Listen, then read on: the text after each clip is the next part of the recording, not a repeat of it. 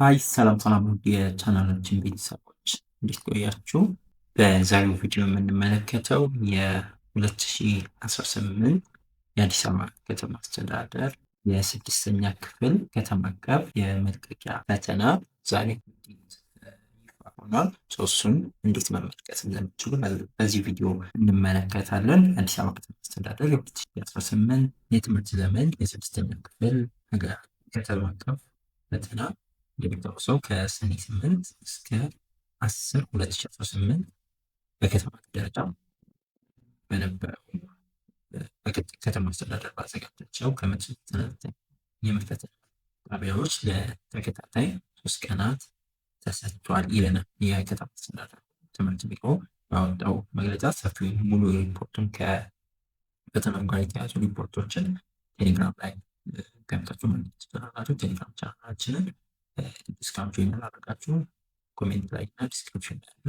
እዛ ላይ ገብታችሁ ሙሉ የከተማ አስተዳደሩን የትምህርት ቢሮ ከፈተናው ጋር የተያዘው መግለጫ እዛ ላይ ማየት ትችላላችሁ። አሁን ቀጥታ እንዴት ማየት እንደምትችሉ ገብተን ውጤት ማየት እንደምትችል አሳያችኋለሁ ማለት ነው። በመጀመሪያ ክሮም ላይ ማንኛውም ብራውዘር ላይ ገብታችሁ ክሮም ሊሆን ይችላል። በስልካችሁም በፒሲ የምትጠቀሙ ከሆነ ዜናውን በፒሲ ነው ማግኛችሁ። ቀጥታ ምንድነው የምታደርጉት?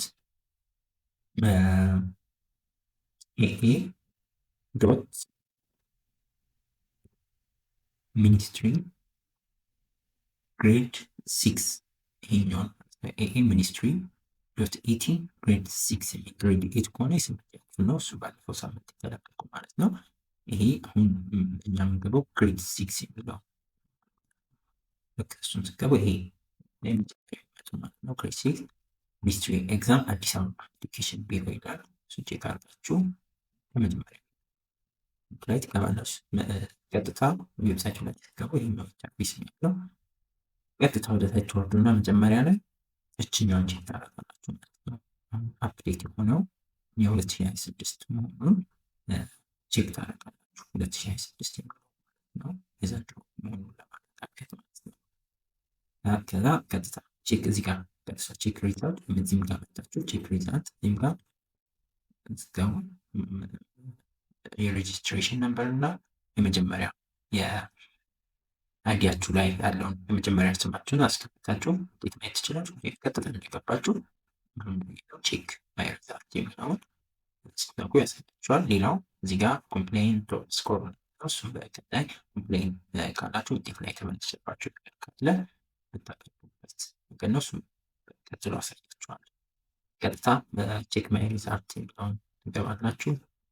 ቼክ ማይ ሪዛልት ላይ የመጀመሪያው ሬጂስትሬሽን ነበር ነው። አይዲያችሁ ላይ ያለውን የየራሳችሁ እየተባሉ ለየብቻ ሬጂስትሬሽን ወይም አይዲ ቁጥር ሬጂስትሬሽን ነበር አለ። እሱ ታስገባላችሁ። ቀጥላችሁ